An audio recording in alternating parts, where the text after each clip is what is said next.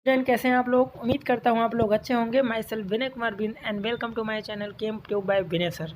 तो dear student, आज के सेशन में हम लोग बात करने वाले हैं गुजकेट पेपर 2021 सेट नंबर 15 के केमिस्ट्री के क्वेश्चन के और उनके सोल्यूशन देखेंगे और उनका एक्सप्लेनेशन देखेंगे कि किस तरह से क्वेश्चन को सॉल्व करना है। तो चलिए स्टार्ट करते हैं। फर्स्ट क्वेश्चन है क्वेश्चन नंबर 41।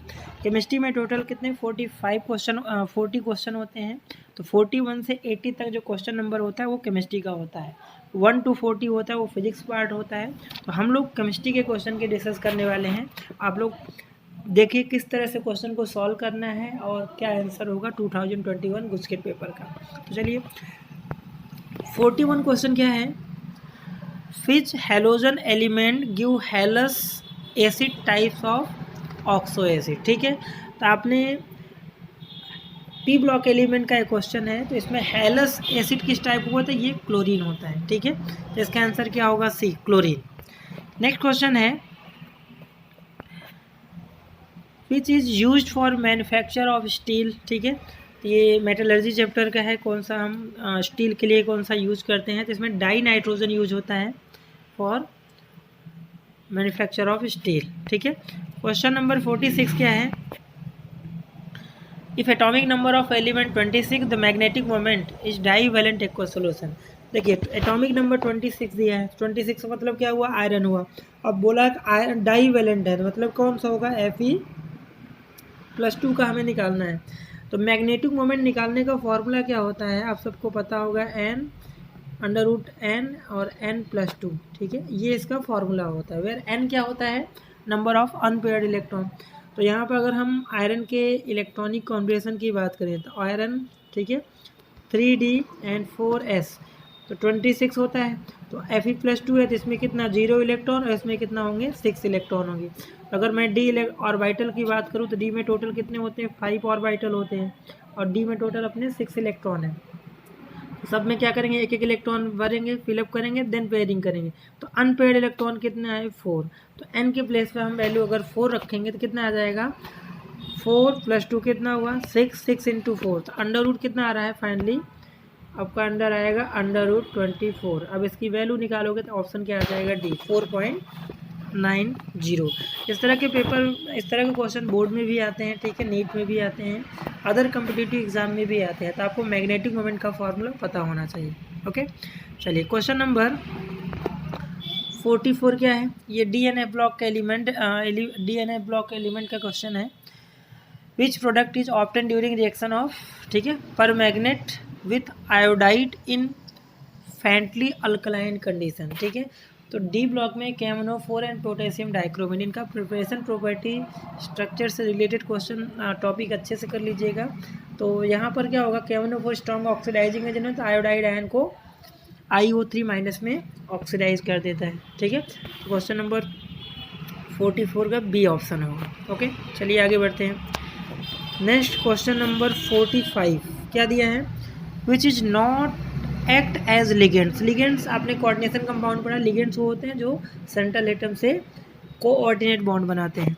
तो लिगेंड्स ये जो है ईथेन 1,2 डाइअमाइन, इसको इन शॉर्ट में बोलते हैं। कार्बोनाइल ग्रुप ये भी है जो लिगेंड की तरह काम करता है। NO ये नाइट्रोसिल होता है, ये भी लिगेंड्स होता है। बट ऑप्शन जो सी है अमोनियम आयन, ये लिगेंड्स की तरह एक्ट नहीं करता है। तो 45 का जो आंसर होगा क्या होगा, सी। ओके, 46 क्वेश्चन नंबर बहुत आसान है। नॉमेनक्लेचर कोऑर्डिनेशन कंपाउंड आपने पढ़ा हुआ है तो बहुत अच्छे से कर लोगे आप। पेंटा अमाइन, ठीक है, पेंटा अमाइन कार्बोनेटो मतलब ये CO3 कार्बोनेट आयन बोलते हो, तो नेगेटिव लिगेंड्स होता है तो उसमें हम O एज ए सफिक्स लगाते हैं। कोबाल्ट 3। अब इसका अगर मैं फॉर्मूले की बात करूँ, देखिए तो आपको पेंटा अमाइन, आपको A, B, C, N चारों ऑप्शन में पेंटामाइन तो दिख रहा है। अब इसमें कि देखो CO2 तो ये तो होगा ही नहीं ऑप्शन।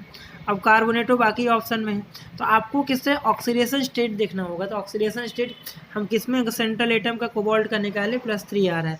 तो आप देखो कार्बोनेट पे -2 चार्ज होता है, Cl पे -1 चार्ज होता है, तो ये ऑप्शन तो होगा नहीं। तो ऑप्शन कौन सा होगा अपना 46 का, कार्बोनेट। ओके सॉरी, कार्बोनेट का ऑप्शन नंबर सी होगा, सी होगा। बिकॉज देखो कोबाल्ट का ऑक्सीडेशन स्टेट नहीं, अमोनिया क्या होता है, न्यूट्रल होता है। कार्बोनेट पे क्या होता है, -2 चार्ज होता है। और क्लोराइड कितने हैं, 2 हैं। ऑप्शन नंबर सी नहीं होगा इसका, 46 का जो ऑप्शन होगा वो डी होगा। बिकॉज देखिए पेंटामाइन कार्बोनेट पे क्या होता है, कोबाल्ट का कितना है, x मान लिया, अमोनियम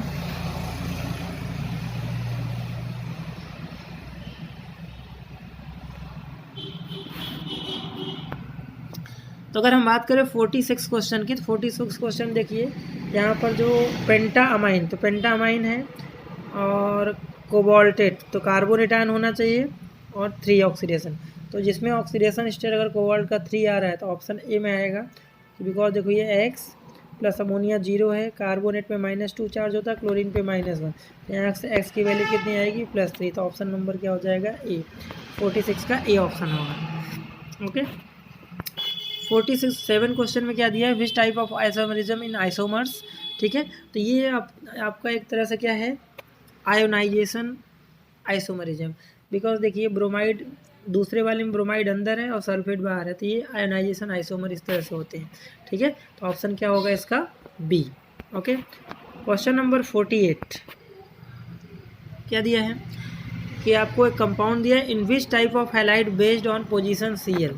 ठीक है, तो Cl देखिए यहाँ पर 48 जो होगा वे अलाइलिक है। अलाइलिक क्या होता है कि अगर डबल बॉन्डेड कार्बन है और उसके एडजेसेंट कार्बन से अगर कोई भी हेलोजन ग्रुप लगाए, मतलब ये कार्बन कैसा होगा, sp3 हाइब्रिडाइज, और ये कार्बन डबल बॉन्डेड sp2 है, तो ऐसे कंपाउंड को हम क्या बोलते हैं, अलाइलिक हैलाइड। हेलो एल्केन में पढ़ा होगा, तो इसका जो ऑप्शन होगा क्या होगा, ऐसा कंडीशन ए ऑप्शन में बन रहा है, तो 48 का आंसर क्या हो जाएगा, ए। ओके चलिए नेक्स्ट 49 जो क्वेश्चन है, ठीक है 49 थोड़ा सा दिखना चाहिए, 49। तो 49 में क्या दिख रहा है आपको, what is the A in following. ठीक है, तो ए क्या होगा इसमें, देखिए इसको कैसे करेंगे। ठीक है, अगर हम ए की बात करें,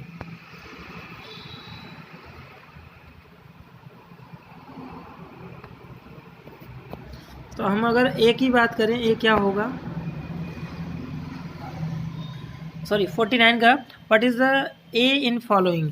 तो यहाँ पर देखिए ये आपका कंपाउंड है और यहाँ पर आप मार्को निको रूल लगाओगे, तो मार्को निको रूल क्या होता है, निगेटिव पार्ट उस कार्बन के पास जाएगा जिसके पास हाइड्रोजन कम हो और हाइड्रोजन यहाँ पर।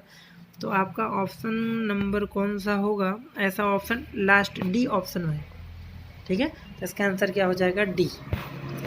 चलिए क्वेश्चन नंबर 50, इसमें क्या दिया है, what would be undergo SN1 reaction after further. SN1 SN2 halo alkane में पढ़ा था। SN1 में ऑर्डर क्या होता है, tertiary, secondary, primary and methyl. ठीक है, तो आपको ये चेक करना है किसमें टर्सरी है, तो आप बी ऑप्शन चेक करो। देखिए यहाँ पर 2 मिथाइल ब्यूटेन दिया हुआ है। ठीक है, तो B option, B and D में से कोई होगा। चलिए इसको चेक कर लेते हैं 50 का। तो अगर मैं स्ट्रक्चर बनाऊँ तो पहले बी का देख लेते हैं। बी में क्या ब्यूटेन दिया है, तो पहले 4 कार्बन होगा, 2 ब्रोमो, यहाँ पे ब्रोमीन और यहाँ पे मिथाइल, तो इसमें टर्सरी ऐसा कुछ बन रहा है, इसमें सेकेंडरी बन रहा है, तो इसका मतलब बी ऑप्शन तो नहीं होगा, लास्ट इसका डी ऑप्शन होगा। इसका स्ट्रक्चर बनाओ, देखिए प्रोपेन है 3 कार्बन, 2 ब्रोमो 2 मिथाइल, मतलब इसी पे ब्रोमीन अटैच्ड होगा और इसी पे मिथाइल अटैच्ड होगा। तो ये आपका कैसा कार्बन है, टर्सरी, और टर्सरी में SN1 रिएक्शन फास्ट देगा, तो इसका आंसर फाइनली जो आंसर होगा 50 का डी ऑप्शन। ओके चलिए क्वेश्चन नंबर 51, IUPAC नेम, आप नेमिंग करना है इसका। ठीक है, तो IUPAC नेम क्या होगा, देखिए नंबरिंग हम, ये आपका साइक्लोहेक्सेन कंपाउंड है, तो यहाँ से नंबर 1 हम ब्रांच यहाँ पे 2 हो गया, और इसमें ether as a functional group है, इधर साइड चेन की तरह ट्रीट करते हैं, तो क्या होगा 2 इथॉक्सी 1 डाई मिथाइल साइक्लोहेक्सेन, तो इसका आंसर क्या हो जाएगा, ए। ओके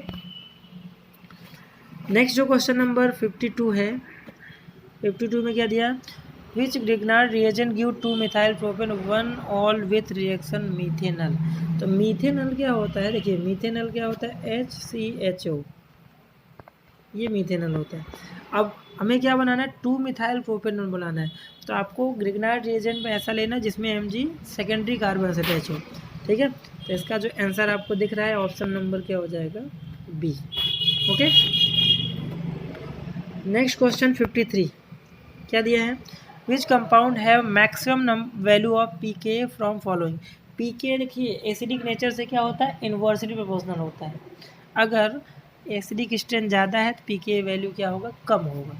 तो आप देखिए यहाँ पर सभी में फिनॉल कॉमन है, तो यहाँ पे नाइट्रो अर्थो है, यहाँ पे मेटा नाइट्रो, यहाँ पैरा नाइट्रो, तो इनका एसिडिक स्ट्रेंथ फिनॉल के कंपेयर में क्या होगा, ज़्यादा होगा। तो इसका एसिडिक स्ट्रेंथ कम है, इसकी पीके वैल्यू क्या होगी, सबसे ज़्यादा।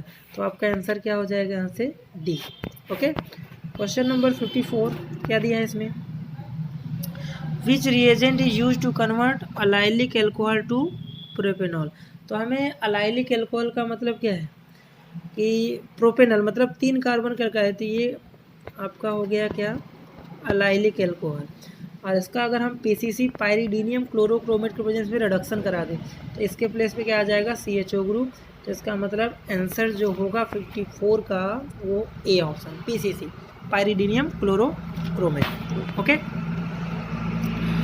55 which compound give Cannizzaro reaction from following. Cannizzaro reaction कौन देगा, तो कैनिजारो रिएक्शन वो देगा जिसके पास अल्फा हाइड्रोजन नहीं है।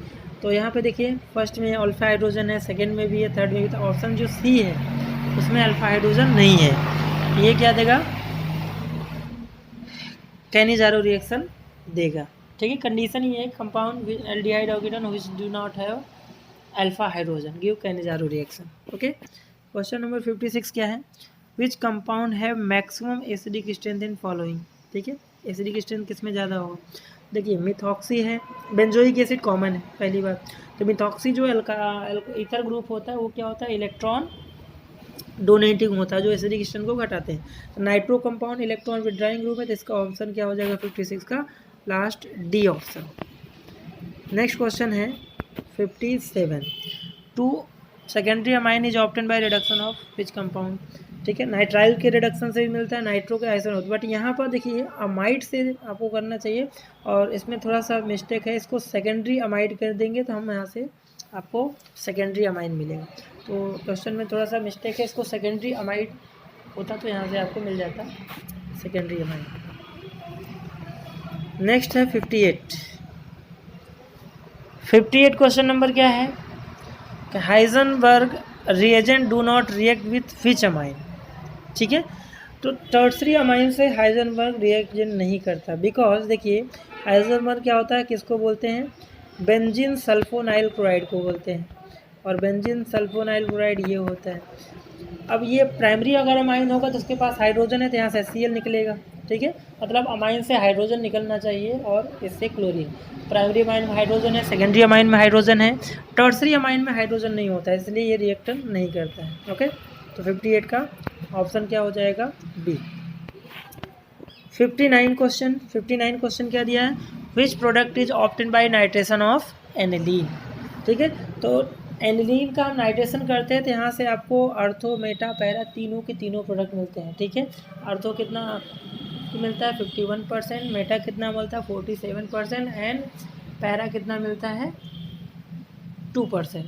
ठीक है, तो इसका ऑर्डर भी अच्छे से किए रहिए आप, ये बहुत इंपॉर्टेंट है।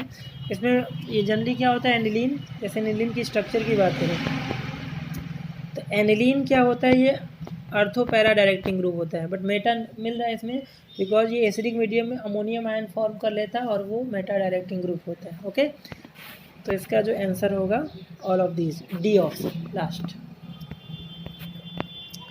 क्वेश्चन नंबर 60 क्या दिया है, which reaction prove that all 6 carbon atom link to state है। ये बाई मॉलिक्यूल का क्वेश्चन है और इसमें हम ग्लूकोज के अगर हाइड्रोजन आयोडाइड से रिएक्शन करा दे तो वहाँ से हेक्सेन फॉर्म होता है। Okay, question number 61, which alpha amino acid not optical isomer. ठीक है, तो ये आपको याद होगा तो आसानी से कर सकते हो, ग्लाइसिन इसका आंसर होगा।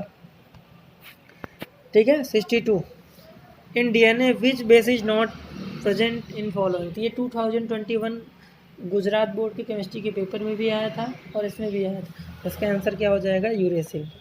ठीक है, सी ऑप्शन। ओके, नेक्स्ट है 63, बहुत ही आसान क्वेश्चन है, which is network solid from following. ठीक है, नेटवर्क सॉलिड, ठीक है, आपको कोवेलेंट या नेटवर्क सॉलिड किसको बोलते हैं, सिलिकॉन कार्बाइड को बोलते हैं। ठीक है, एग्जांपल है क्वार्ट्ज, ठीक है, डायमंड ये सब इसी के एग्जांपल में आते हैं। तो ऑप्शन क्या हो जाएगा ए। नेक्स्ट है 64 क्वेश्चन नंबर, ठीक है। एज लेंथ एंड रेडियस में रिलेशन बताना है FCC, BCC and simple cubic grade. तो एफसीसी में आपको अगर हम बात करें तो आपको याद रखना है 4r = √2a।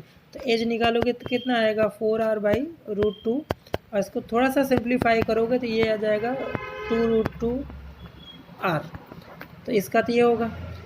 एंड इसी तरह से अगर हम बात किया जाए बीसीसी का, तो बीसीसी क्या होता है 4r = √3a, और ए की वैल्यू निकालोगे तो 4r/√3 आएगा। तो इसका जो फाइनली आंसर आएगा क्या हो जाएगा डी, 64 का option last D. Okay, next question 65, बहुत आसान क्वेश्चन है, इस तरह क्वेश्चन बोर्ड में आते हैं। तो क्या है यहाँ पर, atom of element x form SCP lattice, ठीक है। एक्स जो एलिमेंट है वो क्या फॉर्म कर रहा है SCP। SCP का मतलब चलिए हमने मान लिया n एटम, तो टेट्राहेड्रल वाइट कितना होगा, टेट्राहेड्रल वाइट वो होगा 2n। अब यहाँ पर y बोल रहा है कितना है 75% ऑफ टेट्राहेड्रल वाइट। 75% में तो मतलब कितना हुआ 75/100 करो, कितना हुआ 3/4। तो 3/4 इंटू टेट्राहेड्रल वाइट का 3/4। तो यहाँ से कितना हुआ, कितना आ रहा है 3n/2 आ जाएगा। तो फाइनली देखिए क्या बना, x आ रहा है 3n/2 एंड सॉरी यहाँ पर जो अपना आया था क्या आया था, x तो n है, y जो आया था वो आया था 3n/2। तो 2 कैंसिल आउट, कितना आ जाएगा फॉर्मूला आपको फाइनली x2y3। तो ऐसा किस ऑप्शन में दिया है, ऐसा ऑप्शन है सी में। 65 का आंसर क्या होगा सी। चलिए क्वेश्चन नंबर 66 क्या दिया है, which of following aqua solution should have minimum boiling point. अगर हम मैक्सिमम की बात करें तो देखिए कंसनट्रेशन सबका बराबर है, तो मैक्सिमम की अगर बात की जाए तो उसमें मैक्सिमम होगा K2SO4, क्योंकि इसमें K2SO4 का आयनाइज करोगे तो K प्लस से कितने 2 आयन और प्लस यहाँ से सल्फेट आयन 3 मिल रहे हैं। यूरिया क्या होता है नाइदर डिसोसिएशन नॉट एसोसिएशन। इसका जो आंसर होगा क्या हो जाएगा ए। मिनिमम पूछा है तो ए होगा, मैक्सिमम होता तो बी ऑप्शन होता। चलिए आगे बढ़ते हैं। क्वेश्चन नंबर 67 क्या दिया है इसमें, 3 gram of ethanoic acid with 50 gram benzene having molality. Molality निकालना है, तो मोलैलिटी क्या हो जाएगा, देखिए मोलैलिटी का फॉर्मूला क्या होता है weight of solute divide by molar mass. Ethanoic acid का मोलर मास कितना होता है 60, और अमाउंट कितना है 50 ग्राम। इसको केजी में चाहिए तो 1000 से हम डिवाइड करेंगे, तो ये कितना आ जाएगा 2 टाइम, और ये कितना हुआ 3 टाइम, 3 कैंसिल, और कितना आया 1। तो मोलैलिटी कितना है इसका 1, तो ऑप्शन क्या हो जाएगा ए। ठीक है, क्वेश्चन नंबर 68 क्या है, which method is use to remove salt from sea water. ठीक है, तो रिवर्स ऑस्मोसिस से हम ये मेथड करते हैं। सॉल्यूशन चैप्टर का आप पढ़िए NCERT, तो बहुत उसमें लिखा हुआ है लास्ट में ऑस्मोसिस रिवर्स कॉलिगेटिव प्रॉपर्टी के अंदर। ठीक है, नेक्स्ट है question number 69, which product are obtained during electrolysis of aqua solution of sodium chloride। ठीक है, तो एक्वा सोडियम क्लोराइड का जब हम कराते हैं यहाँ पर, ठीक है, तो क्या मिलता है यहाँ पर आपको NaOH मिलेगा, क्लोरीन मिलता है, हाइड्रोजन गैस मिलता है। ठीक है, ठीक है, हाइड्रोजन नियर द कैथोड, ठीक है, और क्लोरीन एट एनोड। नेक्स्ट अगर हम बात करें 70 क्वेश्चन की, तो 70 क्वेश्चन है using data given below the find out the strongest reducing agent. Reducing agent जो होता है वो क्या होता है, रिड्यूसिंग एजेंट आप कैसे देखोगे, रिड्यूसिंग एजेंट मतलब जिसकी ऑक्सीडेशन यहाँ पर मतलब जो ऑक्सीडाइज हो रहा है वो होते हैं स्ट्रॉन्ग रिड्यूसिंग एजेंट। जिसका रिडक्शन पोटेंशियल वैल्यू सबसे कम होगा वो क्या होंगे, स्ट्रॉन्गेस्ट रिड्यूसिंग एजेंट होंगे। तो स्ट्रॉन्गेस्ट रिड्यूसिंग एजेंट कौन सा होगा, तो क्रोमियम का देखिए रिडक्शन पोटेंशियल वैल्यू सबसे कम दिया है, तो ऑप्शन क्या हो जाएगा यहाँ पर बी। ओके, तो 70 का जो ऑप्शन होगा अपना वो बी ऑप्शन होगा। चलिए आगे बढ़ते हैं। नेक्स्ट क्वेश्चन नंबर 71 क्या दिया है, which is symbolic representation for following cell. ठीक है, तो आपने इलेक्ट्रोकेमिस्ट्री में सेल रिप्रेजेंटेशन पढ़ा होगा, तो इसका जो ऑप्शन होगा मैग्नीशियम का ऑक्सीडेशन होता है, एनोड को हम क्या होगा था लेफ्ट साइड में और कैथोड को राइट हैंड साइड, तो ऑप्शन क्या हो जाएगा 71 का ए। ठीक है, क्वेश्चन नंबर 72 क्या दिया है, फॉर अ रिएक्शन के वैल्यू दिया है, what is the order of reaction. तो के को यहाँ पर के की जो यूनिट है उसको देख के आपको ऑर्डर डिसाइड करना है। तो के की जनरल यूनिट का जो ऑर्डर होता है, देखिए आपको याद रखना, मोल पर लीटर, ठीक है, और 1 माइनस एन, और यहाँ से पर सेकेंड। तो एन की वैल्यू सेकेंड और अगर 2 रखेंगे तो यहाँ से क्या आ जाएगा, -1 होगा। तो इसका जो ऑप्शन होगा देखिए पर मोल और लीटर होगा, पर सेकेंड होगा, तो ऑप्शन क्या होगा यहाँ पर, बी। ओके, 73 क्वेश्चन है। For the first order reaction value of slope for given, ये कितना होगा, मतलब log R not initial consent reactant और फाइनल वर्सेस टाइम के बीच ग्राफ बनाओ। तो मैं ग्राफ अगर बनाऊँ, ठीक है, तो ग्राफ कैसे करोगे आप, ठीक है, तो ग्राफ यहाँ पे कैसे बनाएंगे, देखिए आपको याद होगा क्या होता है, k equal to 2.303 divide by T और लॉग यहाँ से आर नॉट बाई आर। तो हमें इसके बीच और इसके बीच ग्राफ बनाया था, हम इसको और रीअरेंज करके कैसे लिख सकते हैं, देखिए, ठीक है, इसको हम कैसे लिख सकते हैं, log R naught by R equal to यहाँ से के टी डिवाइड बाई यहाँ से 2.303। तो हमें इसके और टी के बीच ग्राफ बनाया, तो क्या बचा यहाँ, स्लोप क्या हुआ, के बाई 2.303। तो आंसर क्या हो जाएगा अपना, ए। ठीक है, 73 का जो आंसर होगा क्या होगा, ए। नेक्स्ट आते हैं 74।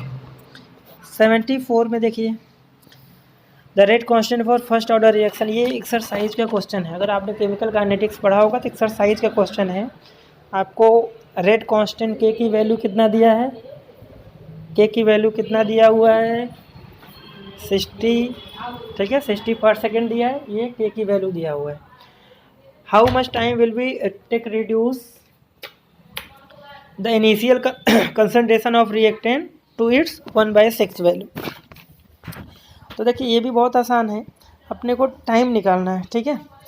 तो टाइम निकालने का फॉर्मूला 2.303, ठीक है, के, और यहाँ से क्या होगा, इनिशियल कंसंट्रेशन अपॉन फाइनल। तो यहाँ पर ये इनिशियल है, हमने जो फाइनल होगा वो क्या, इनिशियल का 1/6 होगा। तो हम अगर इसको सॉल्व करें, टी इक्वल टू, ठीक है, कैसे, T equal to 2.303 divide by k की वैल्यू 60 दिया है, और लॉग यहाँ पर ये 1/6, तो यहाँ से ये ऊपर चला जाएगा। तो इसको अगर हम सॉल्व करेंगे तो आपका आंसर सी आएगा, ठीक है। इसको सॉल्व करके चेक कर लीजिए तो ऑप्शन सी आएगा। नेक्स्ट क्वेश्चन है फ्रेंडलिज एडजॉर्प्शन आइसोथर्म। यहाँ से क्वेश्चन जरूर बनते हैं, तो इसको आप फ्रेंडलिज एडजॉर्प्शन करो, आप अच्छे से करिए। 75 में फ्रेंडलिज एडजॉर्प्शन करो का इक्वेशन क्या होता है, x/m इक्वल टू के और p के पावर में 1/m, ठीक है।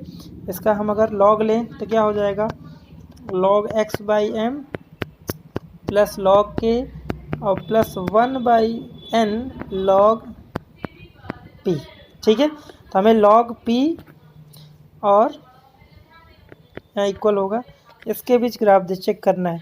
तो इंटरसेप्ट क्या होगा, log k और 1/n से स्लोप होगा। तो इसमें जो ऑप्शन आपको दिख रहा है इसके अकॉर्डिंग, तो ऑप्शन क्या हो जाएगा, C. Okay, next question number 76, which method is use to prepare colloids, ठीक है, कौन सा मेथड कोलाइड। तो यहाँ पर ऑर्सेनिक सल्फाइड का कोलाइड है, तो ये डबल डिकम्पोजिशन। आप मैकेनिकल मेथड में देखेंगे कोलाइडल सरफेस केमिस्ट्री में, तो आपको डबल डिकम्पोजिशन मेथड से ये रिएक्शन दिखेगा। ओके, चलिए क्वेश्चन नंबर 77 क्या दिया है, which of following and will have maximum फ्लोकुलेटिंग power for coagulation of arsenic sulphide, ठीक है। तो ऑर्सेनिक जो सल्फाइड होता है, तो ये एक नेगेटिव सॉल होता है। नेगेटिव सॉल के लिए आपको पॉजिटिव देखना है। तो अगर फ्लोकुलेशन टिंग पावर देखना है, तो जिसमें चार्ज ज़्यादा होगा वही उसका ज़्यादा होगा। तो इसका आंसर क्या हो जाएगा, बी, ठीक है। इसी तरह से अगर नेगेटिव देखते हैं तो नेगेटिव में जिसका चार्ज ज़्यादा होगा उसका फ्लोकुलेशन पावर ज़्यादा होगा, ठीक है। Question number 78, which metal are purified by vapour phase refining of following. तो जर्कोनियम एंड निकल, ठीक है। निकल को देखिए वेपर फेज रिफाइनिंग में 2 मेथड होते हैं, एक होता है मॉन्ट प्रोसेस और दूसरा होता है वैन अर्कल मेथड। तो मॉन्ट प्रोसेस हम निकल को प्योरीफाई करते हैं, एंड वैन अर्कल मेथड से जर्कोनियम एंड टाइटेनियम को प्योरीफाई करते हैं। इसमें वेपर फेज के अंदर ही आते हैं, इसलिए यहाँ पर निकेल एंड जिरकोनियम दोनों ऑप्शन आपका आंसर होगा डी। नेक्स्ट अगर हम बात करें क्वेश्चन नंबर 79, ये बहुत फेमस क्वेश्चन है, बोर्ड में भी बहुत बार आता है। कॉपर मैट की मिक्सचर किसका होता है? तो copper matte cuprous sulphide and iron sulphide का मिक्सचर होता है। ठीक है, इसी तरह से ब्लिस्टर कॉपर आपने पढ़ा होगा मेटलर्जी वाले चैप्टर में। ठीक है, लास्ट जो क्वेश्चन है केमिस्ट्री का, very pure nitrogen can be obtain by thermal decomposition of which substance?